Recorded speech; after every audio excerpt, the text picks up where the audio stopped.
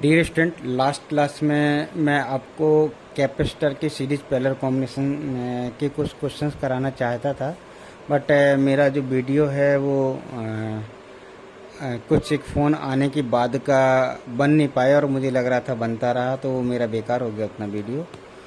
और तो मैं अब आज उसको कंटिन्यू करने की जगह मैं एक काम कर रहा हूँ, एक नया चैप्टर ही कंटिन्यू कर रहा हूँ। पैरेलल और सीरीज कॉम्बिनेशन जैसे कैपेसिटर का होता है ऐसे रेजिस्टेंस का भी होता है।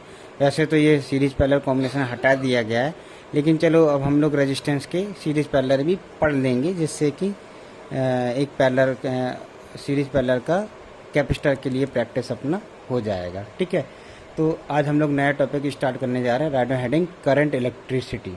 ठीक है,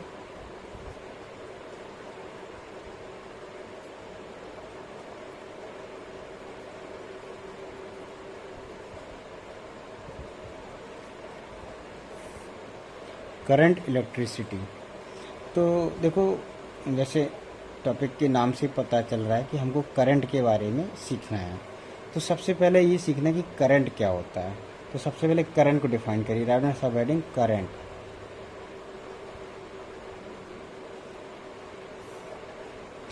देखो, किसी भी वायर में या कोई भी एक एलिमेंट है उसमें, मानिए कोई रेजिस्टेंस है, इसमें अगर किसी एक पर्टिकुलर पॉइंट पर अगर हम लोग ऑब्जर्व करते हैं तो उस पॉइंट से पर सेकंड जितना चार्ज फ्लो हो रहा होगा उसी को हम लोग करंट बोलेंगे। पर सेकंड चार्ज को के फ्लो होने को हम लोग क्या बोलेंगे, rate of flow of charge. ठीक है, तो आप डिफाइन करिए, write down rate of flow of charge, rate of flow of charge is defined as is called electric current. ठीक है, is called electric current। तो इलेक्ट्रिक करंट क्या है, rate of flow of charge, यानी charge के flow होने का rate, that means पर सेकंड कितना चार्ज फ्लो हो रहा है। वो जो चार्ज है उसी को, पर सेकंड जो चार्ज फ्लो हो रहा होगा उसी को क्या बोलेंगे हम लोग, इलेक्ट्रिक करंट बोलेंगे। ठीक है, तो इलेक्ट्रिक करंट का हमारा ऐसा एक डेफिनेशन हो गया। अब इलेक्ट्रिक करंट जो है उसको वो क्वांटिटी कैसा है। ठीक है, तो मान लिया कि दो वायर हैं, इन दोनों वायर में करंट आ रहा है। एक में मान लिया कि 10 एम्पियर का करंट आ रहा है और एक में सपोज 20 एम्पियर का करंट आ रहा है। अच्छा, जो करंट है इसका यूनिट क्या होता है, अपना यूनिट होता है एम्पियर, और एसआई है, ये एसआई यूनिट सिस्टम है। तो इसका जो डायमेंशन होता है वो होता है अपना ए। ठीक है, कुछ बुक में आई भी मिल जाता है। तो यूनिट और डायमेंशन तो ये तो हम लोग यूनिट डायमेंशन वाले चैप्टर में ऑलरेडी पढ़ चुके हैं। तो एक वायर में 10 एम्पियर करंट आ रहा है, दूसरे वायर में 20 एम्पियर करंट आ रहा है। दोनों वायर ज्वाइन हो गए और दोनों वायर ज्वाइन होकर एक सिंगल वायर बन रहा है। अब देखो, अगर इस सिंगल वायर में करंट अपने को पता करना है तो वो करंट इन दोनों के बीच में, अगर इन दोनों वेक्टर के बीच के एंगल अगर मान लीजिए 60 है, और अगर वेक्टर रिजल्टेंट से सोचें तो ये करंट होना चाहिए था √10² + 20² + 2 × 10 × 20 × cos 60 डिग्री। लेकिन ये जो करंट जो आता है वो करंट इन दोनों का direct summation, that means 30 ampere आता है।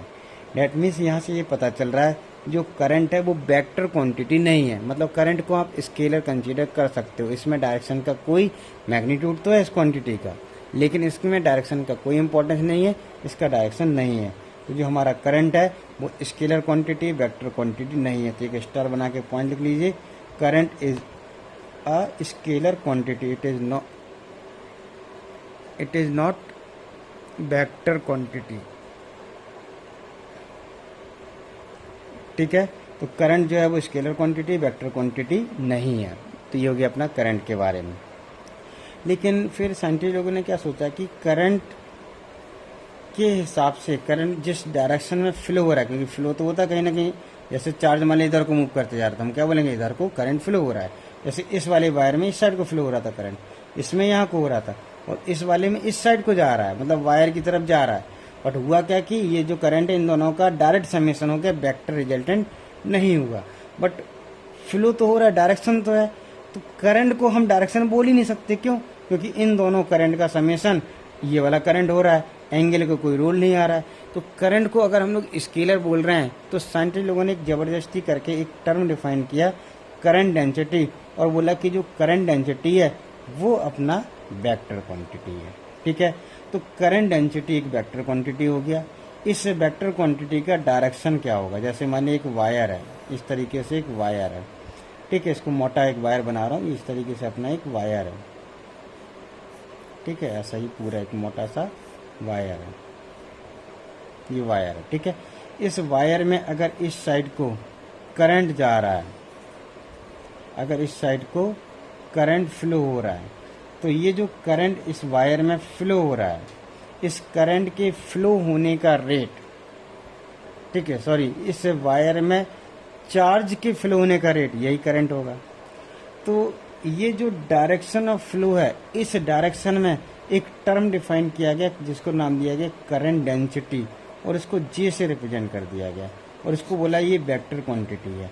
और इसका डायरेक्शन किसी भी एक क्रॉस सेक्शन में, मानिए कि यहाँ पर एक क्रॉस सेक्शन लेते हैं, इस क्रॉस सेक्शन में जिस पर्टिकुलर डायरेक्शन में चार्ज मूव कर रहा होगा उसी डायरेक्शन में ये वेक्टर होगा, करंट डेंसिटी वेक्टर होगा। ठीक है, तो एक करंट डेंसिटी वेक्टर हो गया। तो इस करंट डेंसिटी वेक्टर का मैग्नीट्यूड मतलब वैल्यू ये डिफाइन की गई है। कोई भी एक पर्टिकुलर क्रॉस सेक्शन, मानिए ए एरिया का क्रॉस सेक्शन है, और इस पूरे क्रॉस सेक्शन में जो नेट करंट फ्लो हो रहा है वो अगर आई करंट फ्लो हो रहा है, तो करंट आई डिवाइडेड बाई ए, ये हो गया हमारा करंट डेंसिटी का मैग्नीट्यूड मतलब वैल्यू। ठीक है, अब ये जो करंट डेंसिटी है इसका वैल्यू अगर हम लोगों ने इस तरीके से यहाँ पर डिफाइन कर दिया है, तो करंट इस दर से अगर करंट का वैल्यू निकालना है तो करंट का वैल्यू क्या हो जाएगा? Current density into area. लेकिन इसको हम लोग ऐसे नहीं सीखेंगे, हम इसको सीखेंगे कि यहाँ पर अगर ये जो वायर था, इस वायर में इस साइड को, मतलब ऐसा एक वायर था, इस वायर में ये क्रॉस सेक्शन है अगर ए एरिया का, तो इस एरिया के परपेंडिकुलर डायरेक्शन में हम एक वेक्टर कंसीडर करेंगे जिसको बोलेंगे एरिया वेक्टर। ठीक है, और करंट डेंसिटी, करंट ऐसे फ्लो हो रहा है अगर, तो करंट डेंसिटी एक जे वेक्टर हो गया, current density vector, J capital current density vector. Okay, तो जे वेक्टर, तो आई जो है वो इन दोनों वेक्टर का मल्टीप्लीकेशन है।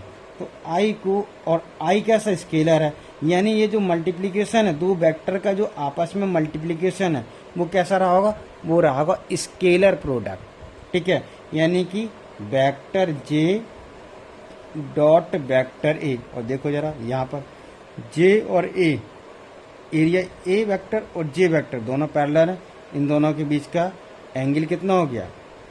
0 हो गया। cos 0 1 होता है, तो I equal to J into ए हो जाएगा। ठीक है, हाँ, लेकिन मान लिया कि ऐसा क्रॉस सेक्शन दिया है, इस तरीके से अगर है, तो एरिया वेक्टर कैसा होगा? इस तरीके से होगा। मान लीजिए ये जो एरिया है वो A1 वैल्यू का है, तो यहाँ पर जो एरिया वेक्टर आएगा वो A1 एरिया वेक्टर हो जाएगा। तो इस वाले केस में वो जो सेम वायर है, उसी वायर में मान लीजिए ऐसा मैं एरिया A1 ले लेता हूँ, एरिया A1 इस तरीके से, तो इस वाले केस में एरिया A1 और A1 वेक्टर और करंट डेंसिटी वेक्टर, इन दोनों के बीच का एंगल थीटा है अगर, तो करंट इक्वल टू क्या होगा? J dot area A1, J vector dot area A1 vector. तो दोनों को जब डॉट प्रोडक्ट करेंगे तो क्या आ जाएगा आपका? जे इंटू A1 इंटू कॉस थीटा।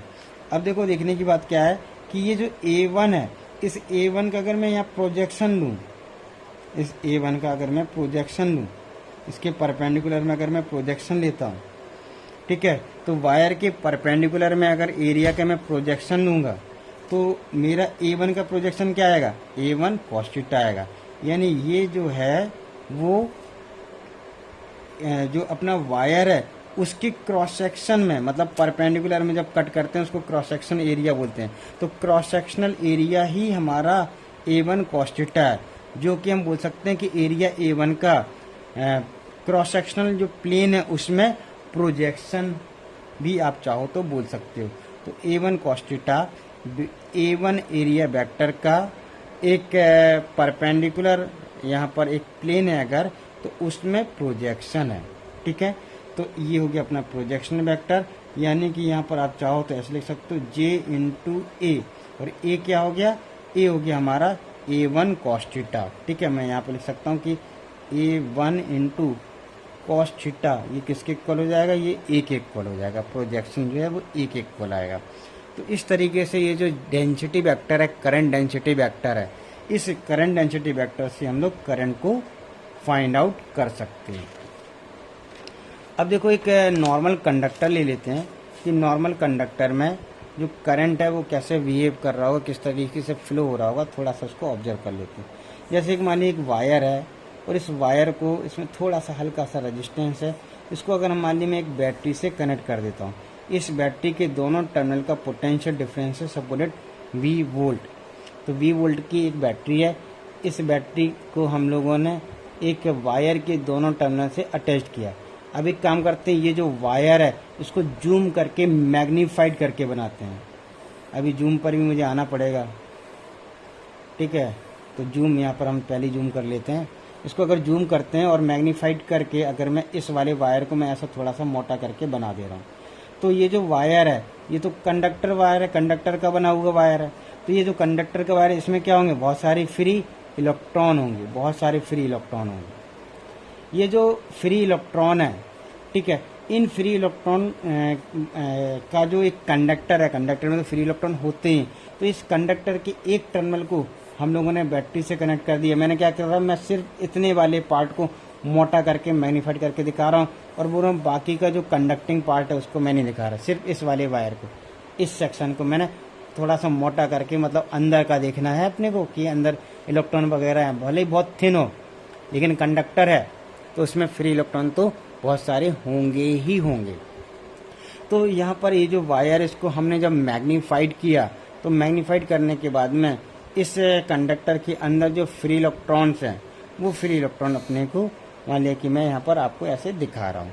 तो जैसे ही हम लोग इस बैटरी के पॉजिटिव टर्मिनल को, जिसका मान लिया कि पोटेंशियल डिफरेंस है, पोटेंशियल है V1 और इस साइड के टर्मिनल का पोटेंशियल V2 है, और इन दोनों का जो पोटेंशियल डिफरेंस है V, मतलब V का वैल्यू क्या है, V1 माइनस V2। ठीक है, तो कनेक्ट करते ही क्या होगा, इस टर्मिनल का पोटेंशियल हो जाएगा V1 और इस साइड वाले टर्मिनल का पोटेंशियल हो जाएगा V2।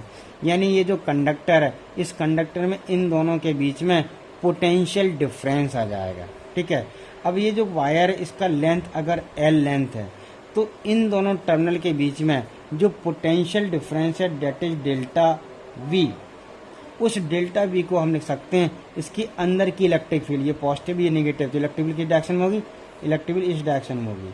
तो जो इलेक्ट्रिक फील्ड है E, तो E इंटू एल, ये होता है अपना फार्मूला भाई। डेल्टा V इक्वल टू क्या होता था, डेल्टा V इक्वल टू होता है integral E dot D R होता ना। अगर E कांस्टेंट है तो E बाहर आ जाएगा। देखो वायर यूनिफॉर्म है, हर जगह एक जगह सरीका वायर है, तो यहाँ से यहाँ तक जो इलेक्ट्रिक फील्ड जनरेट होगी वो यूनिफॉर्म यानी सेम तरीके की इलेक्ट्रिक फील्ड जनरेट होगी। यानी यहाँ से यहाँ तक जो पोटेंशियल है वो यूनिफॉर्मली डिक्रीज होकर V1 से डिक्रीज होकर V2 हो रहा होगा। तो इलेक्ट्रिक फील्ड अगर यूनिफॉर्म है, कांस्टेंट है, तो E बाहर आ जाएगा, डी आर का जो इंटीग्रेशन होगा वो हो जाएगा टोटल आर, मतलब टोटल लेंथ यानी L। तो E इंटू एल हो गया अपना पोटेंशियल डिफरेंस। तो एक काम करते हैं, पोटेंशियल डिफरेंस तो B पता है, तो हम E को लिख सकते हैं इलेक्ट्रिक फील्ड जो इस कंडक्टर में इंड्यूस हुई है। ठीक है, वो जो इलेक्ट्रिक फील्ड है उसको हम लिख सकते हैं V डिवाइडेड बाई L। तो V बाई L वैल्यू की इसके अंदर इलेक्ट्रिक फील्ड जनरेट हो रही है। अब भले भाई ये जो कंडक्टर है इसके जो फ्री इलेक्ट्रॉन है वो फ्री इलेक्ट्रॉन मूव तो कर सकते हैं, लेकिन मूव तभी करेंगे जब उनमें मूव कराने के लिए कोई ना कोई फोर्स लग रहा होगा। तो यहाँ पर जैसे यहाँ इलेक्ट्रिक फील्ड हम लोग जनरेट करते हैं, तो इस इलेक्ट्रिक फील्ड की वजह से ये जो फ्री इलेक्ट्रॉन है इनमें फोर्स लगेगा। तो इलेक्ट्रॉन में फोर्स कैसे लगेगा, इलेक्ट्रॉन नेगेटिव चार्ज है, अगर पॉजिटिव चार्ज होता तो उसमें फोर्स फील्ड की तरफ आता, नेगेटिव चार्ज में फोर्स फील्ड के अपोजिट में आएगा, यानी इस साइड को फोर्स लगेगा। वो फोर्स की वैल्यू क्या होगी, फोर्स की वैल्यू होगी charge of electron into electric field. भाई इलेक्ट्रोस्टैटिक फोर्स क्या होता है, Q into E, where Q charge और E इलेक्ट्रिक फील्ड। तो Q इंटू ई का फोर्स लग रहा होगा इस इलेक्ट्रॉन में, किस साइड को लग रहा होगा, इलेक्ट्रिक फील्ड के अपोजिट डायरेक्शन में लग रहा होगा। तो ये जो फोर्स है उस फोर्स की वजह से ये जो इलेक्ट्रॉन है वो एक्सेलरेट हो जाएगा। किस साइड को? ऑब्वियसली इस साइड को एक्सेलरेट हो जाएगा। तो एक्सेलरेशन की वैल्यू क्या आ जाएगी? Force that is Q into E divided by mass, किसका? इलेक्ट्रॉन का मास। तो इस एक्सेलरेशन से ये इलेक्ट्रॉन यहाँ पर ऐसे मूव करेगा, एक्सेलरेट करेगा। अब देखो वायर के जो अंदर, ये जो वायर है इसके अंदर का अगर हम लोग ऑब्जर्व करें, चलो यहाँ ऑब्जर्व कर लेते हैं। तो वायर के अगर हम अंदर का ऑब्जर्व करें तो वायर के अंदर क्या है कि बहुत सारे फ्री इलेक्ट्रॉन होते हैं, बहुत सारे फ्री इलेक्ट्रॉन। और ये जो फ्री इलेक्ट्रॉन ऐसे रखे नहीं रहते हैं, ये रैंडमली मूव करते रहते हैं। कोई इधर को जा रहा होगा, कोई इधर को जा रहा होगा, कोई ऐसा जा रहा होगा, कोई ऐसा जा रहा होगा, कोई ऐसा जा रहा होगा, कोई ऐसा जा रहा होगा, कोई ऐसा जा रहा होगा, कोई इधर को जा रहा होगा, कोई इधर को जा रहा होगा। ये जिग-जैग रैंडमली कोई इधर ऐसे उल्टे सीधे मूव कर रहे होंगे। ठीक है, तो इन इलेक्ट्रॉन का ऐसे जिग-जैग उल्टा सीधा मोशन हो रहा होगा। ठीक, तो ओवरऑल मतलब देखा जाए एक इलेक्ट्रॉन की वेलोसिटी v1, एक की v2, एक की v3, एक की v4 और ऐसे ऐसे सबकी वेलोसिटीज हैं। अगर तो इन सभी इलेक्ट्रॉन की अगर हम लोग एवरेज वेलोसिटी निकालते हैं ऑन एवरेज, वो 0 आ जाता है। क्यों? क्योंकि अगर हम लोग as a whole as a conductor पूरा सोचें तो कंडक्टर में ये इलेक्ट्रॉन ना तो इफेक्टिवली इस साइड चले जा रहा है ना इधर चले जा रहा है। कब? जब हम फ्री कंडक्टर की बात करें। फील्ड लगाने के बाद अलग बात हो गया। फील्ड लगाने के बाद में वो कंडक्टर में जो इलेक्ट्रॉन है वो एक्सेलरेट हो रहा है फ्री, मतलब विदाउट पोटेंशियल डिफरेंस। कोई एक ऐसा नॉर्मल अगर कंडक्टर है तो इस नॉर्मल कंडक्टर में जो इलेक्ट्रॉन होंगे वो जिग-जैग पाथ में रैंडमली इधर उधर मूव कर रहे होंगे। अब जब ये मूव कर रहे होते हैं तो इनका जो एवरेज वेलोसिटी आता है वो v1 आता है। अब हो क्या रहा है कि इसी कंडक्टर को जिसमें एवरेज वेलोसिटी 0 था, ठीक, उसमें अच्छा जिग-जैग मोशन में होता क्या है कि ये वाला जो ऐसे जिग-जैग क्यों बोलते हैं हम लोग, ये ऐसे जा रहा होता है लेकिन ऐसे सीधे नहीं जा सकता, ये कोलाइड हो जाएगा तो जिससे कोलाइड हो जाएगा उसकी वेलोसिटी ले लेगा, तो उसकी वेलोसिटी से मूव करने लगेगा। तो इस तरीके से वेलोसिटीज बदलती रहती हैं और वेलोसिटी बदल रही हैं तो ऑब्वियसली डायरेक्शन भी बदल रहा होगा साथ में ही।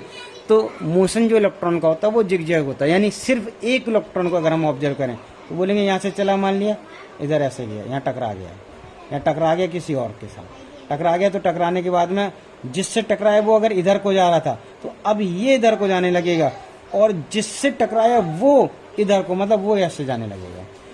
डेट मीन्स क्या होगा कि इलेक्ट्रॉन है, दोनों का मास सेम है, कोलिजन इलास्टिक हो रहा है अगर, तो वेलोसिटीज एक्सचेंज हो जाएंगी। ठीक है, तो ये ऐसे आया, टकराने के बाद मान लिया ऐसे मूव करने लगा। अब इधर को मूव करने लगा, यहाँ से ऐसे जाते जाते भी फिर किसी से टकराएगा, किसी इलेक्ट्रॉन से टकरा सकता है, इवन न्यूक्लियस से भी टकरा सकता है, रुक भी सकता है।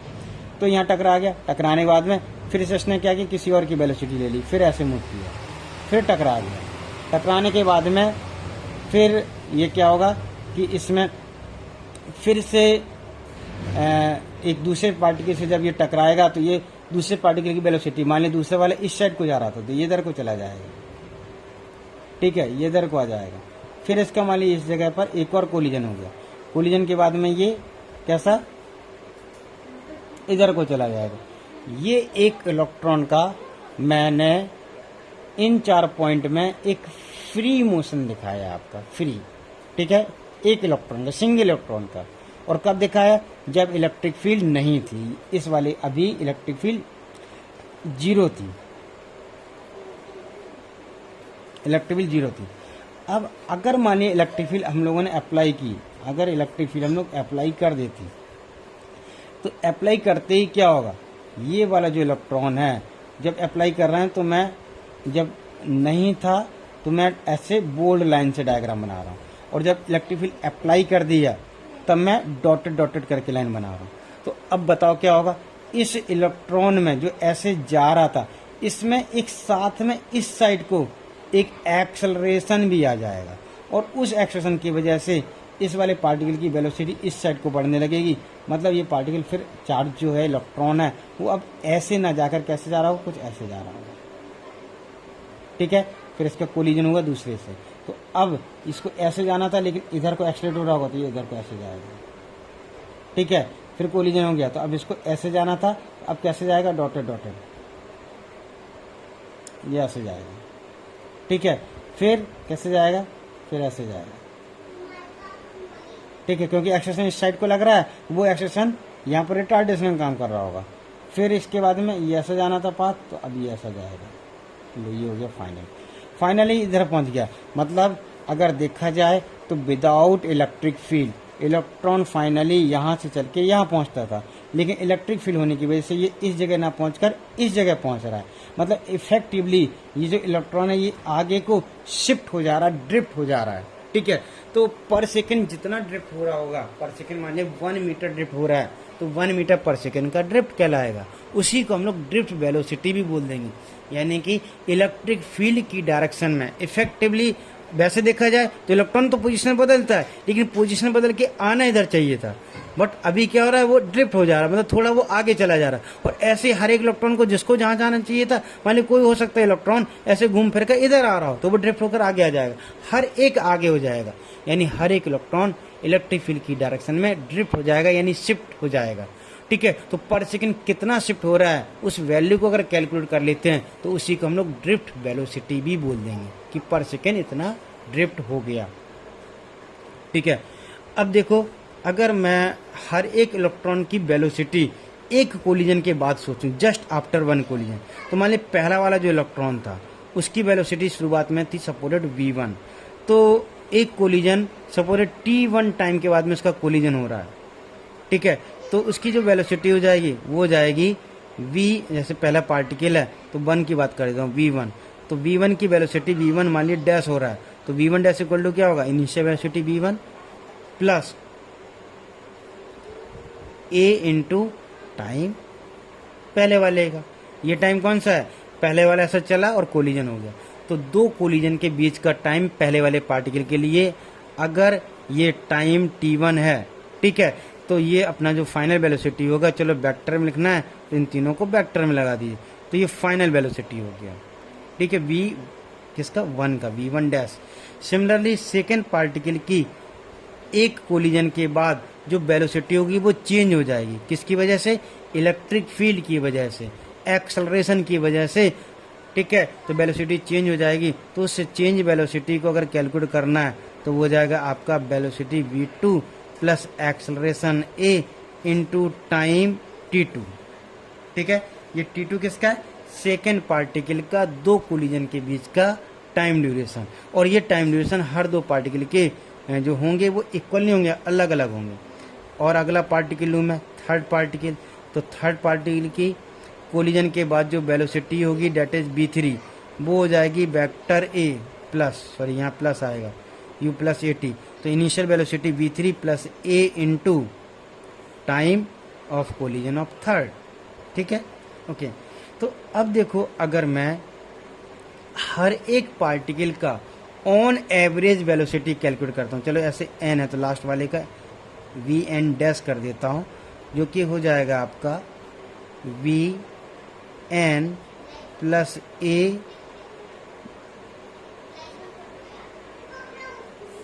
tn। ठीक है, तो अगर मैं इन सभी पार्टिकल का ऑन एवरेज की वेलोसिटी, जो एवरेज वेलोसिटी जो है इनका, अच्छा ये बताओ v1 v2 v3 इन सब का एवरेज क्या आया था, 0 आया था। हर एक का एवरेज कितना था, 0 था। क्यों, क्योंकि ऑन एवरेज न्यूट्रल केस में विदाउट इलेक्ट्रिक फील्ड कंडक्टर के जो सारे इलेक्ट्रॉन है वो इधर उधर मूव नहीं कर रहे हैं, वो रेस्ट में ही है, यानी सेंटर ऑफ मास इलेक्ट्रॉन का रेस्ट में रहता है, BCM रेस्ट में रहता है, तो एवरेज वेलोसिटी भी 0 आएगा। लेकिन अगर एक्सेलरेटेड मोशन है तब इन सभी का जो एवरेज वेलोसिटी होगा v एवरेज, ठीक है, वो क्या हो जाएगा, वो हो जाएगा हमारा v1 dash plus v2 dash up to vn dash divided by n। इसमें अगर हम लोग इन v1 v2 v3 सभी की डैश की वैल्यू अगर डाल देते हैं तो वैल्यू को मैं इन सभी को यहाँ डाल दे रहा हूँ, और डालने के बाद में मैं क्या कर रहा हूँ, v1 डैश का v1, v2 डैश का v2, इनको मैं पहले लिख दे रहा हूँ, यानी कि v1 plus v2 plus v3 up to vn, ये पहले लिख दिया, और फिर बाद में हर एक का ये वाला टर्म लिख रहा हूँ। तो इस वाले टर्म में देखो जरा, a तो कॉमन है, कांस्टेंट आ जाएगा a तो कॉमन है।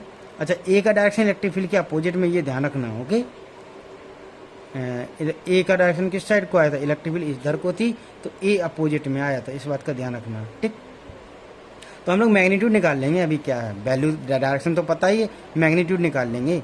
और यहाँ पर क्या हो जाएगा अपना, ये T1 plus T2 up to Tn divided by n हो गया। अब इधर भी अपॉन में n आएगा ना, ठीक, पूरे के अपॉन में n आएगा, लेकिन मैंने दोनों को अलग अलग कर दिया, अलग कर दिया। तो ये वाला जो वैल्यू है ये क्या हो गया, average velocity of all particle without electric field, यानी नॉर्मल कंडीशन में, जिसकी वैल्यू कितनी थी, 0 थी। ये तो 0 था, ये तो 0 हो गया, यानी रह गया सिर्फ इतना वाला part, that means a into T1 plus T2 plus Tn up to Tn divided by n। अब ये क्या है, पहले का दो कोलिजन के बीच का टाइम ड्यूरेशन, ये अगले का दो कोलिजन का टाइम ड्यूरेशन, और ऐसे ये सभी के, ये nth का दो कोलिजन के बीच का टाइम ड्यूरेशन, यानी कि दो कोलिजन, मतलब दो पार्टिकल, एक इलेक्ट्रॉन का पहला कोलिजन और दूसरा कोलिजन, उन दोनों कोलिजन के बीच का टाइम ड्यूरेशन, ठीक है, ये T1 हो गया। ऐसे अगले वाले पार्टिकल के लिए T2 हो गया। तो हर एक पार्टिकल का अगर मैं इस टाइम ड्यूरेशन की अगर मैं बात करूं, तो ये जो पाथ है इसको बोलते हैं हम लोग फ्री पाथ, ठीक, काइनेटिक थ्योरी ऑफ गैसेस पढ़ चुके हैं। ये फ्री पाथ क्या होता है, दो कोलिजन के बीच में पार्टिकल फ्रीली मूव कर रहा है, तो वो जो पाथ है उसी को फ्री पाथ बोलेंगे। तो हम बोलेंगे इस वाले पाथ में ये पार्टिकल यहाँ से यहाँ तक विदाउट कोलिजन यानी रिलैक्स होकर मूव किया, यानी कि इस वाले पार्टिकल का जो रिलैक्स टाइम है विदाउट कोलिजन, विदाउट टेंशन, कि यहाँ कोलिजन हो चुका, अभी ये फ्रीली मूव कर विदाउट टेंशन, फिर कोलिजन हो गया तो फिर गड़बड़ होगा इसका मामला, यानी यहाँ से यहाँ तक मामला सही रहा, टेंशन कुछ नहीं रहा, इसको रिलैक्स रहा, तो ये वाला टाइम कहलाएगा पहले वाले पार्टिकल का रिलैक्स टाइम। दूसरे का अलग कुछ वैल्यू का रिलैक्स टाइम होगा तो वो T2 है, ऐसे हर एक का रिलैक्स टाइम है। तो ये जो टोटल जो सभी पार्टिकल का मैंने रिलैक्स टाइम, यानी दो दो कोलिजन, हर दो कोलिजन के बीच का जो टाइम ड्यूरेशन है उसका मैंने जो एवरेज लिया है, इसी एवरेज को हम लोग टाउ से रिप्रेजेंट करते हैं, और टाउ कहलाता है रिलैक्सेशन टाइम, मतलब एवरेज रिलैक्सेशन टाइम जो है हर एक पार्टिकल का जो एवरेज रिलैक्स वाला टाइम है उसको हम लोग रिलैक्सेशन टाइम बोल देंगे, यानी ऑन एवरेज जो रिलैक्स टाइम है उसी को हम लोग रिलैक्सेशन टाइम बोलेंगे, ठीक है। तो ये हो जाएगा आपका रिलैक्सेशन टाइम, जिसको टाउ से रिप्रेजेंट करेंगे, ठीक है। तो ये जो वेलोसिटी है ये एक्सेशन की तरफ आएगी। एक्सेशन किसकी साइड में, एक्सेशन इलेक्ट्रिक फील्ड के अपोजिट में, यानी इलेक्ट्रॉन ऐसे अपोजिट में एक्सलरेट कर रहे होंगे, ठीक। तो ठीक है, इलेक्ट्रॉन तो इस साइड को एक्सलरेट कर रहे होंगे, और उन इलेक्ट्रॉन के एक्सलरेट करने का जो वेलोसिटी है वो आया हमारा, वो आया vector a into relaxation time tau, ठीक है। अब मैं क्या कर रहा हूँ, इसका मैं मैग्नीट्यूड निकाल रहा हूँ, मुझे तो डायरेक्शन पता ही है, ठीक है। तो मैग्नीट्यूड क्या हो गया, मैग्नीट्यूड हो गया अपना एक्सेशन का मैग्नीट्यूड। एक्सेशन क्या था, एक्सेशन था फोर्स डिवाइड बाई मास, ये था इलेक्ट्रॉन का acceleration into relaxation time tau. तो ये कहलाएगा आपका इन सभी इलेक्ट्रॉन के मूव करने का वेलोसिटी, इसी को हम लोग ड्रिफ्ट वेलोसिटी बोल देंगे। लेकिन हम लोग करते क्या हैं, हम बोलेंगे जो इलेक्ट्रॉन है वो तो इधर को ड्रिफ्ट कर रहे हैं, तो इफेक्टिवली हम बोलेंगे पॉजिटिव साइड आगे कोई, यानी इलेक्ट्रिक फील्ड की ही डायरेक्शन में पॉजिटिव चार्ज जो पॉजिटिव है वो इफेक्टिवली सेम वेलोसिटी से, भाई इलेक्ट्रॉन जा रहा है तो हम क्या बोलेंगे, इलेक्ट्रॉन इधर को जा रहा है तो पीछे के इलेक्ट्रॉन कम होते जा रहे हैं, तो पॉजिटिव आगे बढ़ता जा रहा है, हम बोलेंगे पॉजिटिव आगे जा रहा है। और वैसे भी इलेक्ट्रॉन के फ्लो के अपोजिट में हम लोग पॉजिटिव चार्ज का फ्लो कंसीडर करते हैं, और पॉजिटिव चार्ज के फ्लो की डायरेक्शन में ही हम लोग करंट की डायरेक्शन कंसीडर करते हैं। इसलिए मैं बोल रहा हूँ कि पॉजिटिव कहाँ को जा रहा है वो हम लोग देखें तो वो इलेक्ट्रिक फील्ड की डायरेक्शन में ही जा रहा है, तो इसी डायरेक्शन में हमारा करंट है। यानी हम क्या बोलेंगे कि जो इफेक्टिव पॉजिटिव चार्ज है वो ड्रिफ्ट अगर कर रहा है, आगे को मूव कर रहा है, तो उसकी जो वेलोसिटी है ड्रिफ्ट करने की वेलोसिटी, ठीक है, वही इलेक्ट्रॉन के ड्रिफ्ट करने की वेलोसिटी है। और इलेक्ट्रॉन के मूव करने की वेलोसिटी अगर ये वाली वैल्यू है तो इसी को हम लोग ड्रिफ्ट वेलोसिटी बोलूँगा। मैं इधर सफिक्स में डी लिख दे रहा हूँ, VD मतलब ड्रिफ्ट वेलोसिटी, ठीक है। तो ये इलेक्ट्रॉन की ड्रिफ्ट वेलोसिटी बोलो आप, या इफेक्टिवली उतने ही पॉजिटिव चार्ज की ड्रिफ्ट वेलोसिटी बोले, सेम रहेगा, ठीक है। तो हमारा जो करंट है वो इलेक्ट्रिक फील्ड की डायरेक्शन में आएगा, और वो डायरेक्शन में किस वेलोसिटी से करंट फ्लो हो रहा होगा, वो वेलोसिटी ये वाली वेलोसिटी है, ठीक है। तो इसी वेलोसिटी को हम लोग ड्रिफ्ट वेलोसिटी भी नाम देते हैं। अब हम लोग काम करते हैं, करंट कितना है अगर इसको फाइंड करना है तो थोड़ा सा हमको कुछ टर्म पता होनी चाहिए। एक कोई कंडक्टर है, उसमें एक अपने पास अगर मान लीजिए कंडक्टर अवेलेबल है, तो उस कंडक्टर में number of free electron per unit volume, number of free electron per unit volume. ठीक है, ये कितने हैं ये अपने को पता होना चाहिए। जैसे कोई कंडक्टर है, मान लीजिए सोडियम का ही कंडक्टर है, ठीक है, तो फ्री इलेक्ट्रॉन कितने होंगे। तो अब देखो यहाँ पर number of free electron conductor कौन सा उस पर डिपेंड करते हैं, और साथ में कंडक्टर की पैकिंग कैसी है। पैकिंग मतलब समझ रहे हो, आपने अभी सॉलिड स्टेट पढ़ना चालू किया केमिस्ट्री में, तो सॉलिड स्टेट में ऋषि सर पढ़ा रहे हैं। तो सॉलिड स्टेट में हमारा क्या होता है कि 3 टाइप की पैकिंग होती है, ठीक है, body central, cubic central, face central, इस टाइप से आपने पढ़ी होंगी, एफसीसी, बीसीसी। तो ये जो अपनी जो पैकिंग होती है उसके हिसाब से देखो जरा, तो बीसीसी की अगर मैं बात करूं, बॉडी सेंट्रल, तो इसमें इफेक्टिवली एक तो बॉडी के सेंटर पे होता है, तो 2 एटम होते हैं। एक यूनिट सेल में 2 एटम होते हैं, एक यूनिट सेल में 2 एटम होते हैं। मान लिया कि ये अपना सोडियम का है, अगर एग्जाम्पल के लिए हमारा जो मेटल है वो उसमें सोडियम है, तो सोडियम जो होता है वो मेटल में हमेशा, जब भी सोडियम मेटल में रहेगा तो वो Na+ के फॉर्म में रहेगा, और उसका एक फ्री जो एक इलेक्ट्रॉन है वो मेटल के अंदर फ्रीली मूव कर रहा होगा।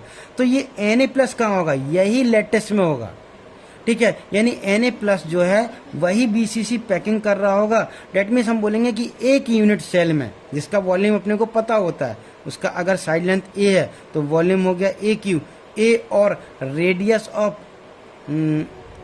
सोडियम, इसमें रिलेशन भी पता होगा। a क्या होगा आपका, बॉडी डायगोनल, अगर सोचें तो बॉडी डायगोनल हो जाएगा आपका a√3 बॉडी डायगोनल हो जाएगा, और यही किसके इक्वल आएगा, ये हो जाएगा 4r के इक्वल आ जाएगा।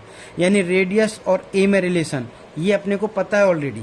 ये अगर मालूम है तो हम लोगों को वॉल्यूम पता चल गया। भाई रेडियस तो पता ना सोडियम का कितना हो गया, रेडियस का सोडियम का अगर रेडियस पता है, सॉरी, तो उससे हम लोगों को a मिल जाएगा। तो एक यूनिट सेल का वॉल्यूम मिल गया, और एक यूनिट सेल में अपने को पता है कि 2 एटम है, और अगर 2 एटम है इफेक्टिवली तो उस यूनिट सेल में 2 एटम के करस्पॉन्डिंग 2 फ्री इलेक्ट्रॉन होंगे।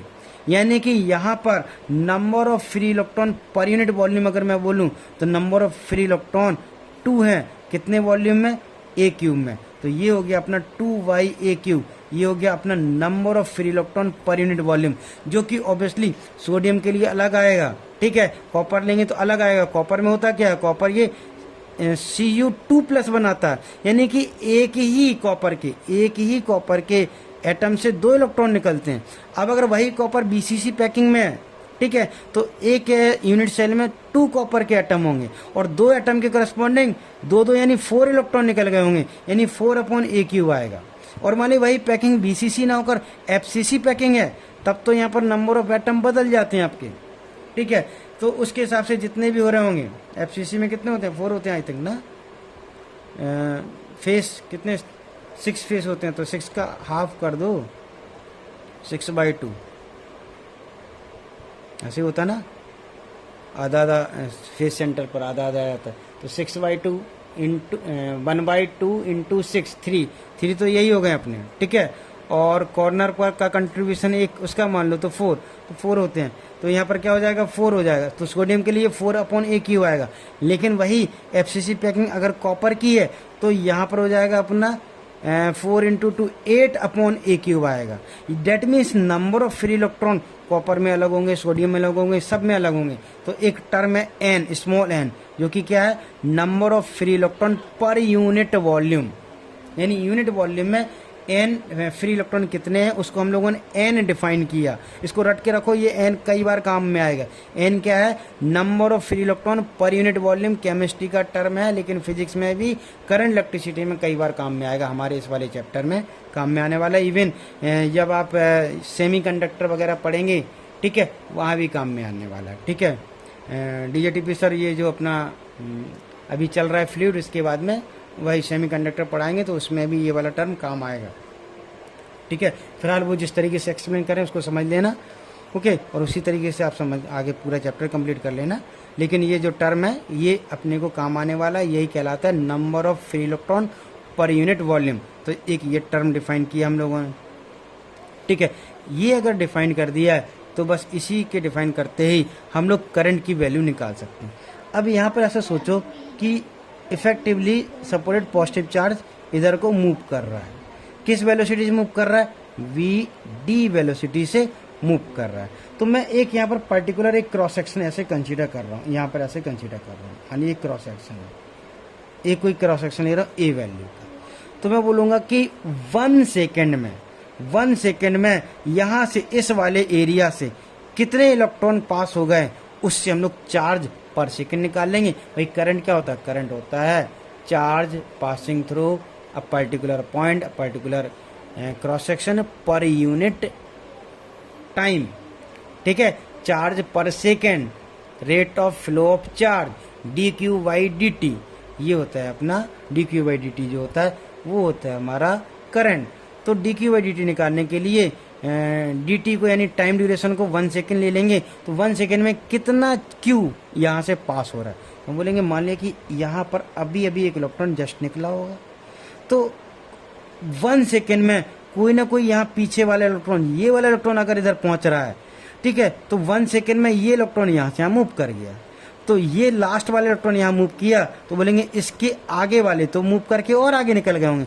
यानी कि अगर ये वाला इलेक्ट्रॉन यहाँ पहुंचा तो इधर बीच में जितने भी इलेक्ट्रॉन है वो इस वाले क्रॉस सेक्शन को क्रॉस कर चुके हैं, यानी कि वो सारे के सारे इलेक्ट्रॉन यहाँ से निकल चुके हैं। तो इसको पता कर लो ये कहाँ है, ये कहाँ होगा, तो बोलेंगे ये वाला वी डी वेलोसिटी से 1 सेकेंड में इतना मूव कर गया।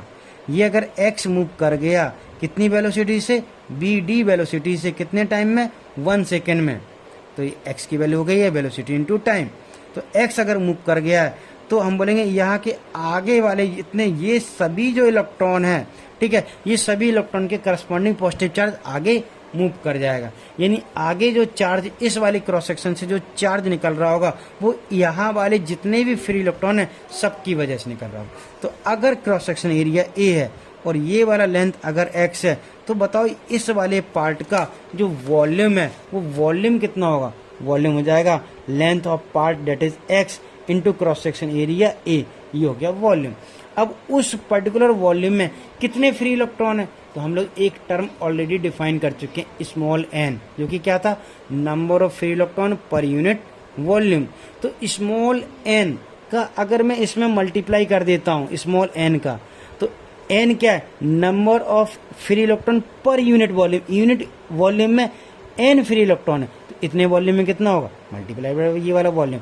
इस वॉल्यूम में अगर अपने को फ्री इलेक्ट्रॉन का टोटल नंबर पता करना है तो बोलेंगे पर यूनिट वॉल्यूम, यानी यूनिट वॉल्यूम में एन है, मतलब मान ली 1 मीटर क्यूब में 5 है तो 10 मीटर क्यूब में क्या हो जाएगा, 50 हो जाएंगे ऑब्वियसली।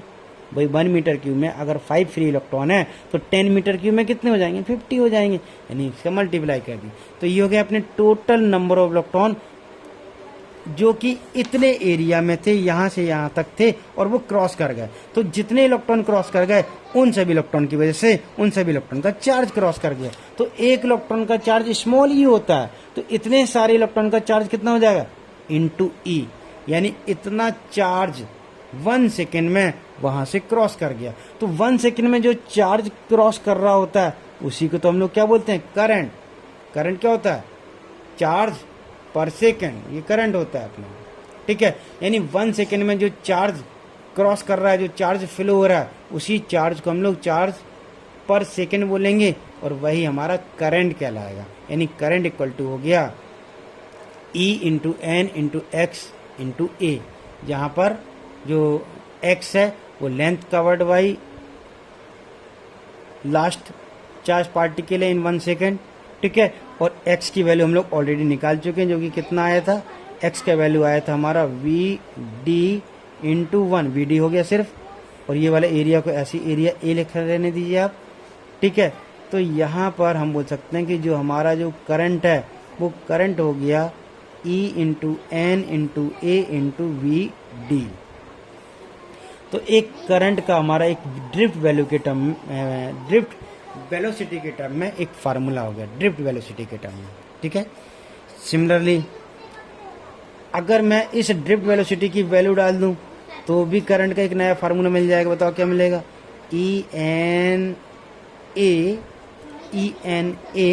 वी डी क्या था आपका, वी डी था small E electric field divided by M, ये तो acceleration into time, time relaxation time tau डालेंगे, ठीक है।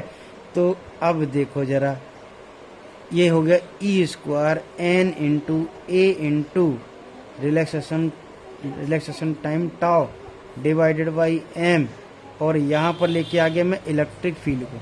मैं इलेक्ट्रिक फील्ड को अलग क्यों लेके आया, मैं सिर्फ इसलिए अलग लेके आया इलेक्ट्रिक फील्ड को क्योंकि इलेक्ट्रिक फील्ड तो एक्सटर्नल है, वो तो बैटरी पर डिपेंड करेगी। बैटरी अगर ज़्यादा वोल्टेज की होगी तो ई की वैल्यू ज़्यादा होगी, और बाकी के सारी चीज़ें कंडक्टर पर डिपेंड करेंगे। कंडक्टर बदलोगे तो ये बदलेंगे, अदरवाइज सब फिक्स्ड है, ठीक है। तो ये जो सभी हैं ये कंडक्टर की प्रॉपर्टी हो गया, और ये हो गया हमारा एक्सटर्नल इलेक्ट्रिक फील्ड। यानी हम लोग क्या बोल सकते हैं कि जो करंट है, ठीक है, वो करंट एक्सटर्नल इलेक्ट्रिक फील्ड के प्रोपोर्शनल है। हम ऐसे बोल सकते हैं कि हमारा करंट इलेक्ट्रिक फील्ड के प्रोपोर्शनल होता है, ठीक है। और इलेक्ट्रिक फील्ड के प्रोपोर्शनल होने का मतलब क्या हो गया भाई, इलेक्ट्रिक फील्ड किस पर डिपेंड कर रही है, पोटेंशियल पर डिपेंड कर रही है।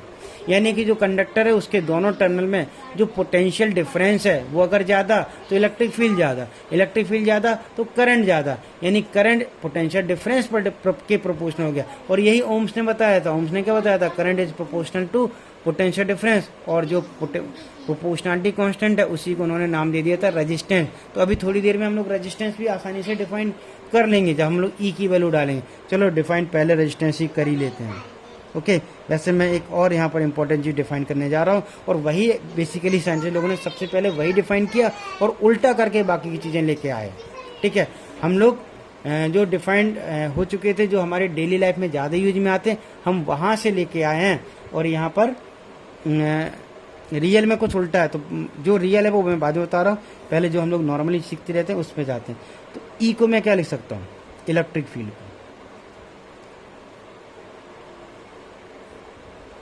इलेक्ट्रिक फील्ड क्या था हमारा, इलेक्ट्रिक फील्ड था potential difference V divided by potential difference V divided by L। तो V by L electric field का वैल्यू था, V बाई L, ठीक है। चलो जरा वैल्यू डालो, ई स्क्वायर एन ए tau m L into V, ठीक है, ये हो गया आई। तो अब बताओ जरा, जो करंट है वो पोटेंशियल डिफरेंस के प्रोपोर्शनल, यानी current is proportional to potential difference. और ओम्स ने क्या बोला था कि जो प्रोपोर्शनलिटी कांस्टेंट उन्होंने नाम दे दी तो रेजिस्टेंस। एक्चुअली में उन्होंने क्या किया, पोटेंशियल डिफरेंस को बदला तो देखा करंट बढ़ गया, पोटेंशियल डिफरेंस को उन्होंने ट्रिपल किया तो करंट भी ट्रिपल हो गया। तो उन्होंने बोला ये प्रोपोर्शनल है, और प्रोपोर्शनलिटी कांस्टेंट को उन्होंने नाम दे दिया रेजिस्टेंस। एक्चुअली में रेजिस्टेंस का वैल्यू क्या है, ये है रेजिस्टेंस का वैल्यू, यानी रेजिस्टेंस का वैल्यू है e square n A tau divided by m L, ये रेजिस्टेंस का वैल्यू हो गया, ठीक है, ओके। तो अब देखो यहाँ पर एक और टर्म हम लोग डिफाइन करने जा रहे हैं, इक्वल टू आई आर। थोड़ा सा गड़बड़ हो गया, जो करंट है वो पोटेंशियल डिफरेंस के प्रोपोर्शनल तो आ रहा है, ठीक है, लेकिन ऐसे जो मैंने डिफाइन कर दिया ये गलत डिफाइन कर दिया। एक्चुअली में हम क्या बोलेंगे कि ये थोड़ा सा इसको ओम्स लॉ को बाद में हम लोग देखेंगे। मैं ओम्स लॉ में जल्दी जाने के चक्कर में मैंने मिस्टेक कर दी, भाई इसको कट कर देना, ऐसे मत लिखना भी आप, ठीक है। अब देखो कंडक्टर के हिसाब से देखो, हम क्या बोलेंगे, ये सारी कंडक्टर की प्रॉपर्टी है, यानी ये अगर ज़्यादा होगा तो उसी सेम पोटेंशियल डिफरेंस पर, माने एक पर्टिकुलर बैटरी लगा रहे हैं, पोटेंशियल डिफरेंस सेम रख रहे हैं, और यहाँ पर एक कंडक्टर रखा उसके ये वैल्यू कुछ, दूसरा कंडक्टर रखा उसकी ये वैल्यू अलग, जिसकी ये वैल्यू ज़्यादा होगी उसके लिए करंट ज़्यादा फ्लो हो रहा है। यानी हम क्या बोलेंगे, वो कंडक्टर का वो जो कंडक्टर है वो करंट को अच्छे से कंडक्ट कर रहा है, यानी कि उस कंडक्टर का कंडक्टेंस ज़्यादा है, ठीक है। तो ये वाला जो टर्म है ये कहलाएगा कंडक्टेंस। चलो इसको मैं सिग्मा से रिप्रेजेंट कर दे रहा हूँ, ठीक है। तो सिग्मा हो गया हमारा e square n A tau divided by m L, ठीक है। डेट मीन्स हम लोग क्या बोल सकते हैं यहाँ पर कि जो करंट है जो करंट है हमारा वो प्रोपोर्शनल है पोटेंशियल डिफरेंस के, और जो प्रोपोर्शनलिटी कांस्टेंट है वो है सिग्मा, ठीक है। और सिग्मा कहलाएगा कंडक्टेंस, यानी बोलेंगे सिग्मा ज़्यादा तो ज़्यादा करंट फ्लो हो रहा होगा, सिग्मा कम तो करंट कम फ्लो हो रहा होगा, तो सिग्मा कहलाएगा कंडक्टेंस, ठीक है। जो कि ऐसा सिग्मा इतना वैल्यू का हो गया।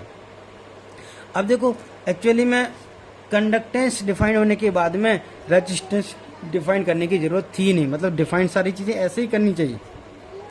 लेकिन हुआ क्या कि जो अपने ओम्स थे उन्होंने क्या किया, पहले से ही उन्होंने क्या कर रखा था कि एक टर्म डिफाइन कर रखा था रेजिस्टेंस, जो कि उन्होंने क्या किया था, ऐसे एक उन्होंने एक रेजिस्टेंस लिया था, कंडक्टर लिया था, और उसमें उन्होंने क्या किया कि यहाँ पर एक बैटरी लगाई और बैटरी की पोटेंशियल को इस यानी यहाँ एक बैटरी लगा रहे, फिर दूसरी लगा रहे, फिर तीसरी लगा रहे, बैटरी को बदल रहे थे बार बार।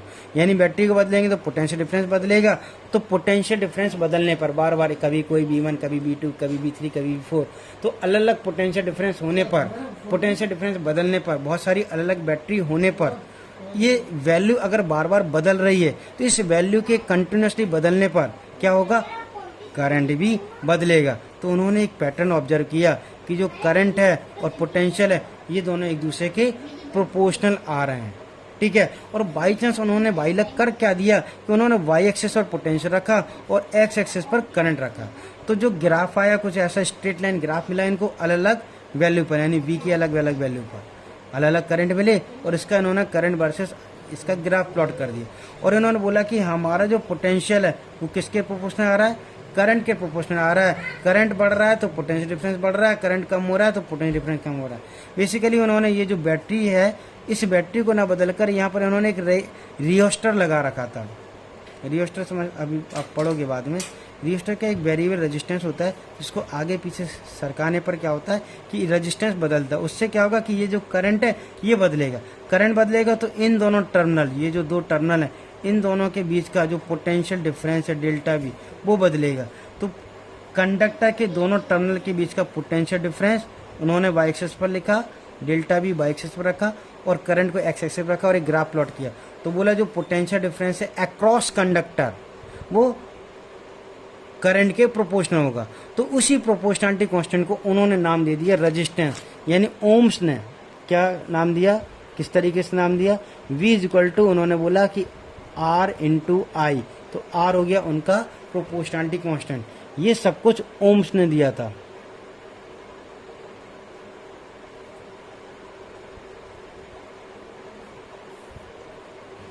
H भी होता था यार इसमें, H भी होता था, H साइलेंट रहता है करेक्ट कर लेना, ठीक है। OHM ओम्स लॉ, ये अंग्रेज लोग साइलेंट कर करके इन्होंने अंग्रेजी की वाट लगा दी, ठीक है। तो ओम्स लॉ अपना ओम्स साइंटिस्ट ने एक लॉ दिया, उन्होंने ऐसे लॉ दिया, देखा जाए तो ये जो है ये आई सिग्मा इंटू वी ये इसी का ही है, बट ये हमारा प्रूफ जैसा हो गया, ये हमारा लॉजिकल हो गया। बट उन्होंने क्या किया था, एक्सपेरिमेंट से ऐसा लॉ दे दिया था कि ऐसा तो होता ही, मैं तो ऐसे ऑब्जर्व कर रहा हूँ। तो उन्होंने बोला कि ये जो प्रोपोर्शनलिटी कांस्टेंट है ये क्या है, ये रेजिस्टेंस, ये रेजिस्टेंस है, ठीक है। ओके, तो अब हम अगर कंपेयर करें तो हमारे पास क्या था, V I is equal to sigma into V था, ठीक है। तो वी इज इक्वल टू क्या लिख सकते हैं, 1 सिग्मा इंटू आई लिख सकते हैं।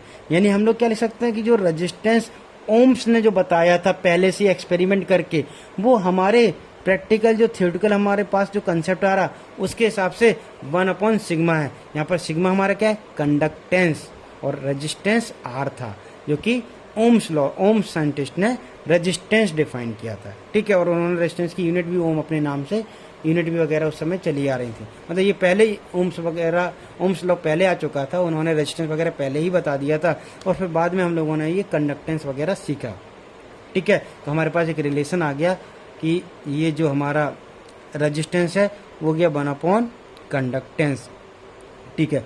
अब इसके और थोड़ा सा पहले आते हैं, इस वाले टर्म के पहले आते हैं, ये जो यहाँ पर आई इक्वल टू ऐसे लिखा था जो कि इलेक्ट्रिक फील्ड के फॉर्म में आ रहा था। तो बेसिकली यहाँ पर जो करंट फ्लो हो रहा है वो पोटेंशियल डिफरेंस की वजह से ना बोलकर हमको बोलना चाहिए कि इलेक्ट्रिक फील्ड, भाई पोटेंशियल डिफरेंस से इलेक्ट्रिक फील्ड आया और उस इलेक्ट्रिक फील्ड ने ही तो इलेक्ट्रॉन पर फोर्स लगाया। तो रियल जो सोर्स है वो इलेक्ट्रिक फील्ड है। तो जिस डायरेक्शन में फील्ड होगी, अगर डायरेक्शन की अगर बात करें तो हमें इलेक्ट्रिक फील्ड से सोचना चाहिए। इसलिए मैं इस वाले टर्म में जा रहा हूँ, ना कि इस वाले में। इसमें डायरेक्शन नहीं आ सकता, क्योंकि हम बोलेंगे कि भाई जिस डायरेक्शन में फील्ड होगी उसी डायरेक्शन में इलेक्ट्रॉन में फोर्स लगेगा, और जिस डायरेक्शन में फोर्स लगेगा उसी डायरेक्शन में बेचारा वो मूव करेगा। ठीक है, तो उसके अपोजिट में हम करंट का डायरेक्शन दिखा देंगे। ठीक, तो यहाँ पर मैं वो वाला टर्म लेने जा रहा हूँ जिसमें हमारा जो आई है, जिसमें आई जो है वो इलेक्ट्रिक फील्ड के टर्म में यहाँ पर। ठीक है, तो बाकी के टर्म क्या थे? तो बाकी के था हमारा e square n A tau upon m, small e square n A tau divided by m. ठीक है, ये पूरा का पूरा टर्म। तो ये जो पूरा का पूरा टर्म है, इस टर्म में एक काम और करते हैं कि भाई यहाँ करंट है और हम यहाँ पर सोचने जा रहे हैं कि ये जो इलेक्ट्रिक फील्ड है इसकी वजह से इलेक्ट्रॉन मूव करेंगे, तो जिस डायरेक्शन में मूव करेंगे उसी डायरेक्शन, वही डायरेक्शन कौन सी होगी? इलेक्ट्रिक फील्ड की डायरेक्शन होगी। ठीक है, तो इलेक्ट्रिक फील्ड की डायरेक्शन में एक्चुअली इलेक्ट्रॉन अपोजिट मूव करते हैं, तो इफेक्टिवली जो पॉजिटिव चार्ज होगा वो इलेक्ट्रिक फील्ड की डायरेक्शन में मूव कर रहा होगा। तो जो इफेक्टिव पॉजिटिव चार्ज होगा वो इलेक्ट्रिक फील्ड की डायरेक्शन में मूव कर रहा होगा, तो उस इफेक्टिव पॉजिटिव चार्ज का जो मूवमेंट है उसकी डायरेक्शन के साथ में अगर क्वांटिटी सोचना है तो करंट तो अपना स्केलर क्वांटिटी था। तो डायरेक्शन वाला क्वांटिटी क्या था? करंट डेंसिटी था। एक्चुअली में इसीलिए करंट डेंसिटी डिफाइन किया। ठीक है, मैं यहाँ करंट डेंसिटी चाहता हूँ, तो ये जो एरिया इसको अपॉन में लेकर आ जाओ। I upon a is equal to हो गया e square n tau divided by m into e. और अब मैं बोल रहा हूँ ये जो हो गया हमारा, ये हो गया current density is equal to e square n tau upon m into e. ठीक है, तो ये जो जे है जो कि करंट डेंसिटी है, अब मैं बोलूँगा जिस डायरेक्शन में जे है करंट डेंसिटी है वो डायरेक्शन, उसी डायरेक्शन में इलेक्ट्रिक फील्ड होगा, या रियल मोल्टा बोलना चाहिए। जिस डायरेक्शन में इलेक्ट्रिक फील्ड होगी उसी डायरेक्शन में इलेक्ट्रिक फील्ड, उसके अपोजिट में इलेक्ट्रिक फील्ड इलेक्ट्रॉन को मूव करा रही होगी, यानी इलेक्ट्रिक फील्ड की डायरेक्शन में इफेक्टिवली पॉजिटिव चार्ज मूव कर रहा होगा। तो जिस डायरेक्शन में पॉजिटिव चार्ज मूव कर रहा होगा उसी डायरेक्शन में हम बोलेंगे कि हमारा करंट डेंसिटी वेक्टर है। That means current density vector electric field के अलोंग होगा, सेम डायरेक्शन में होगा। ठीक है, और हम चाहें तो ऐसे भी बोल सकते हैं कि जो हमारा करंट डेंसिटी है वो इलेक्ट्रिक फील्ड के मैग्नीट्यूड के प्रोपोर्शनल है। ठीक है, और अगर मैं प्रोपोर्शनलिटी कांस्टेंट यहाँ लिखूं तो वो प्रोपोर्शनलिटी कांस्टेंट कितना हो गया, उसको मान लिया कि मैं एक नया नाम दे देता हूँ, चलो मैं इसको रो बोल देता हूँ, रो। ठीक है, तो ये जो रो है, रो कितना है आप बता सकते हो? रो है ये वाला वैल्यू, ये वाला वैल्यू, यानी रो है हमारा ई स्क्वायर एन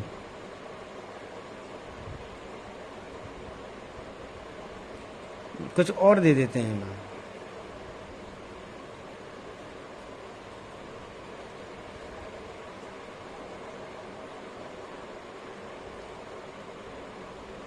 इसको कुछ और दे देते हैं। एक्चुअली में रो रजिस्टिविटी को बोलते हैं, तो कंडक्टिविटी को चलो मैं सी दे रहा हूँ।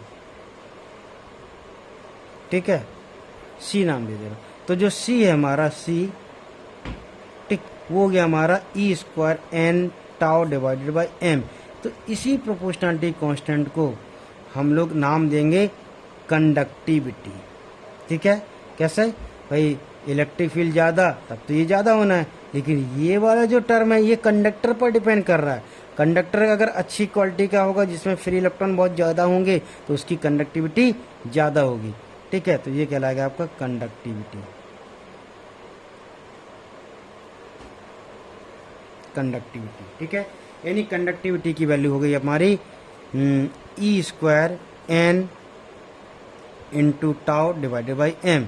तो यहाँ पर देखो ये जो कंडक्टिविटी टर्म है इसको अगर मैं उसमें पिछले वाले रिलेशन में अगर मैं लिखना चाहूँ, ठीक है, तो इसका जो रेसिप्रोकल है, ठीक, जैसे कंडक्टेंस का रेसिप्रोकल क्या हो गया था हमारा? रेजिस्टेंस हो गया था। तो इसका रेसिप्रोकल कंडक्टिविटी का रेसिप्रोकल रजिस्टिविटी हो जाएगा। ठीक है, तो हम लोग क्या ऐसे लिख सकते हैं कि जो हमारा रजिस्टिविटी है वो हो जाएगा 1 अपॉन कंडक्टिविटी। ठीक है, ओके। अच्छा देखो जरा, कंडक्टेंस जो सिग्मा था वो क्या था?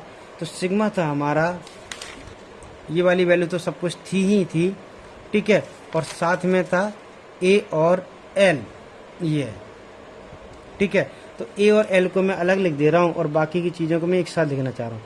यानी हमारा जो कंडक्टेंस था वो था ई स्क्वायर एन, ए को मैं यहाँ अलग लिख रहा हूँ और बाकी की चीज़ों को मैं इस साइड लिख रहा हूँ, और एल भी था, ठीक है, मास एम था, रिलैक्सेशन टाइम टाउ था। तो ये था अपना आ रहा e square n tau m l, a by l को अलग लिखा मैंने और बाकी चीज़ों को साथ में रख दिया। अब मैं क्या बोल रहा हूँ कि ये वाला जो टर्म है भाई, ये पूरा जो है वो कंडक्टर को रिप्रेजेंट कर रहा है। अब कंडक्टर का एरिया अगर ज़्यादा है तो भाई वो ज़्यादा इलेक्ट्रॉन कंडक्ट कर देगा। लेंथ अगर बहुत ज़्यादा है तो बहुत ज़्यादा लेंथ में इलेक्ट्रॉन को फ्लो कराना कठिन हो जाएगा, तो कम इलेक्ट्रॉन फ्लो करा पाएगा, यानी इस पूरे कंडक्टर का कंडक्टेंस कम हो जाएगा। तो एल और ए तो कंडक्टर के डायमेंशन को रिप्रेजेंट कर रहा है, लेकिन बाकी की चीजें क्या है, कंडक्टर के अंदर अंदर की चीजें सिर्फ, कि कंडक्टर बना किस चीज का है, उसमें फ्री इलेक्ट्रॉन कितने हैं, हर कोलिजन कैसे हो रहा है हर दो के, यानी रिलैक्सेशन टाइम कैसा है, ठीक है। तो ये वाला जो टर्म है, इस टर्म को हम लोग नाम दे देते हैं कंडक्टिविटी ऑफ कंडक्टर, यानी कि कंडक्टेंस जो कि मैंने सिग्मा नाम दिया है वो हो गया conductivity A divided by L, ठीक है। ये जो टर्म है अलग अलग बुक में अलग अलग सिंबल अलग हो सकते हैं, बट आप टर्म को याद रखिए। मैंने जो यहाँ लिखवा भी दिए हैं कि ये सी हमारा कंडक्टिविटी है, सिग्मा कंडक्टेंस है, एरिया और ये लेंथ, ठीक है। तो कंडक्टेंस पूरे कंडक्टर को रिप्रेजेंट कर रहा है, कंडक्टिविटी कंडक्टर के अंदर की प्रॉपर्टीज को रिप्रेजेंट कर रहा है। तो ये कंडक्टिविटी हो गया अगर, तो इसका जो ये जो रेसिप्रोकल है, ठीक है, कंडक्टिविटी का रेसिप्रोकल वो क्या करेगा, वो भी कंडक्टर के अंदर की प्रॉपर्टी को रिप्रेजेंट करेगा, यानी वो रजिस्टिविटी को रिप्रेजेंट करेगा। दैट मीन्स रजिस्टिविटी एक कोई पर्टिकुलर कंडक्टर की अलग होगी, दूसरे की अलग होगी, वो इन बातों पर डिपेंड कर रही होगी। बाकी का कंडक्टर बड़ा है अगर तो रेजिस्टेंस ज़्यादा हो सकता है, कंडक्टर अगर मान लिया कि क्रॉस सेक्शन उसका बहुत ज़्यादा है तो रेजिस्टेंस फिर कम हो जाएगा, भाई फिर ज़्यादा कंडक्ट करेगा तो रेजिस्टेंस कम हो जाएगा, रेजिस्टेंस भाई उल्टा हो गया। रेजिस्टेंस क्या रिप्रेजेंट कर रहा है कि कम करंट फ्लो हो, ठीक है, रुकावट को रिप्रेजेंट कर रहा है। और कंडक्टेंस क्या रिप्रेजेंट कर रहा है कि कितना कंडक्ट किया जा सकता है, उसकी कैपेबिलिटी को रिप्रेजेंट कर रहा है। तो ये जो सिंपल टर्म है ये हमारे इस तरीके से हो गए।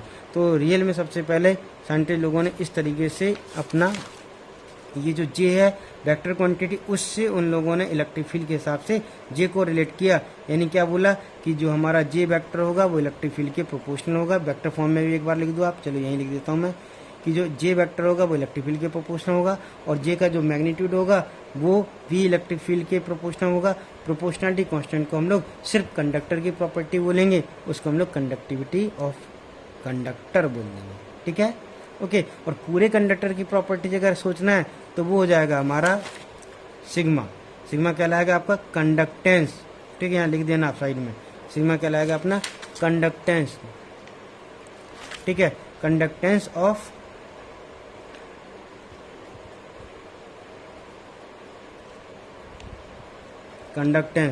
कंडक्टर।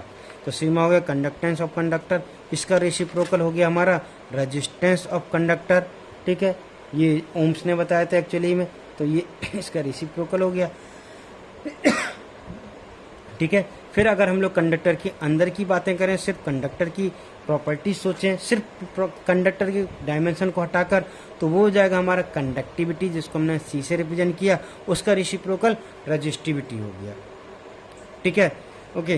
तो अब बताओ जरा कि मान लिया हमारे पास दो कंडक्टर हैं, एक कॉपर है और एक एल्युमिनियम है, और दोनों की अगर मान लिया कि पैकिंग सेम है तो किसकी कंडक्टिविटी ज़्यादा होगी, तो हम बोलेंगे एल्युमिनियम Al3+ के फॉर्म में रहता है और कॉपर Cu2+ के फॉर्म में रहता है, तो एल्युमिनियम की कंडक्टिविटी ज़्यादा होगी। हाँ, लेकिन पैकिंग सेम, पैकिंग बदलेगा तो बदल जाएगा। और पैकिंग कौन सा होगा, ये केमिस्ट्री के हिसाब पर डिफाइन मतलब रिलेटेड रहता है केमिस्ट्री में कि कौन सा एलिमेंट किस पैकिंग में रहना पसंद करता है, ठीक है। और वो एक्चुअली में वो रटना ही पड़ता है, ऐसा नहीं कि केमिस्ट्री में आपको बताया जाएगा कि अगर ये पैकिंग है तो इतना पैकिंग फ्रैक्शन होगा और इतना वॉइड स्पेस होगा, इतना फ्री स्पेस होगा, ये सब केमिस्ट्री में पढ़ाया भले ही जाएगा, लेकिन कौन सा एलिमेंट किस पैकिंग में रहना पसंद करता है ये रटना ही पड़ेगा आपको, ठीक है। तो केमिस्ट्री में तो भाई रटना ही पड़ता है, ओके। तो वो यहाँ मुझे लेना देना नहीं है। मैं बोल रहा हूँ कि अगर ये वैल्यू ज़्यादा होगी तो मेरा कंडक्टेंस ज़्यादा होगा, उसके कंडक्टर की कंडक्टिविटी ज़्यादा होगी। ठीक है, चलो भाई, तो यहाँ तक हमारा ये कंप्लीट हो गया है। अच्छा, एच.सी. वर्मा में ये जो डेरिवेशन है, इसमें शुरुआत वाला जो ड्रिफ्ट वेलोसिटी वाला जो फार्मूला, उसमें उन्होंने कुछ और दे रखा है, शायद 2 वगैरह दे रखा है, तो उसको फॉलो मत करिए आप। ठीक है, आप इसी जो मैंने पढ़ा है बस इसी को फॉलो करिए। ठीक है, स्टैंडर्ड कई बुक में ये आपको ऐसे ही मिल जाएगा। फिलहाल ये सारी बातें थ्योरी की बातें थी। यहाँ पर कभी कभी ऐसे ही बोल देते हैं कि कोई भी कंडक्टर है तो इसकी सरफेस पर यहाँ पर अगर चार्ज कितना फ्लो कर रहा है पता करना है। ठीक है, इतने छोटा सा एक एरिया दे देंगे और बोलेंगे बताओ यहाँ पर कितना करंट फ्लो हो रहा है, तो यहाँ एरिया अगर ऐसा है तो एरिया वेक्टर तो ऐसा हो जाएगा। ठीक है, तो एरिया वेक्टर अगर ऐसा हो गया, ये एरिया वेक्टर हो गया, और अपना इलेक्ट्रिक फील्ड वेक्टर इस साइड को होगा, इस साइड को इलेक्ट्रिक फील्ड वेक्टर, तो जे वेक्टर इधर को हो जाएगा। तो दोनों का डॉट प्रोडक्ट करेंगे तो बोलेंगे इस डायरेक्शन में जो करंट फ्लो हो रहा है उसका वैल्यू 0 हो गया, डॉट प्रोडक्ट 0 हो जाएगा।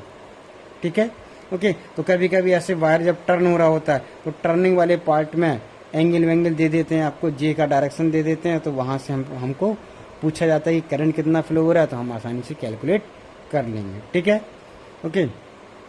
तो हम लोगों ने करंट डेंसिटी वेक्टर ये सारे फार्मूले सीखे, इस पर क्वेश्चन आएगा तो फार्मूला बेस्ड क्वेश्चन आएगा। सारी वैल्यूज आपको, अगर सारे फार्मूलेज अगर आपको पता है, फटाफट आप वैल्यू डालिए और सॉल्व कर लीजिए। यहाँ पर कोई भी ज़्यादा दिमाग नहीं लगाना पड़ता। ठीक है, चलो, तो ये करंट इलेक्ट्रिसिटी का एक इम्पोर्टेंट स्टार्टिंग वाला पार्ट हो गया। अब हम लोग ओम्स लॉ की जो बात आई थी उस पर थोड़ा सा और जिक्र कर लेते हैं। ठीक है, और इसके पहले एक चीज़ और देख लेते हैं कि जो हमारा करंट था वो था rate of flow of charge dq/dt। तो कभी कभी क्वेश्चन ऐसे पूछ लेते हैं कि हमारा एक कोई कंडक्टर है, उसमें जो चार्ज है वो चार्ज जो है वो टाइम का फंक्शन है, वो मान लेके 5 × t²। तो बताओ at time t = 5 second current कितना होगा। तो हम क्या करेंगे, डिफ्रेंशिएट कर देंगे, बोलेंगे करंट होता है हमारा dq/dt। मतलब इसके बाद में ये जो कंसेप्ट है, यही थ्योरी करंट इलेक्ट्रिसिटी की कठिन होती है, बाकी की पूरी थ्योरी आसान होती है। ठीक, तो डिफ्रेंशिएट कर दो ज़रा, ये हो जाएगा 5 × 2 × t, डेट मीन्स 10 × t हो गया हमारा करंट। अब करंट कब पता करना है, करंट पता करना है एट टाइम t = 5 सेकेंड। यहाँ 5 डाल दीजिए, 50 एम्पियर का हमारा करंट हो जाएगा। ओके, 50 एम्पियर का करंट इस वाले वायर में फ्लो हो रहा होगा। ठीक है, तो इस तरीके से हम लोग आसानी से करंट वगैरह कैलकुलेट कर सकते हैं। ठीक है, चलो फिर बाकी का नेक्स्ट क्लास में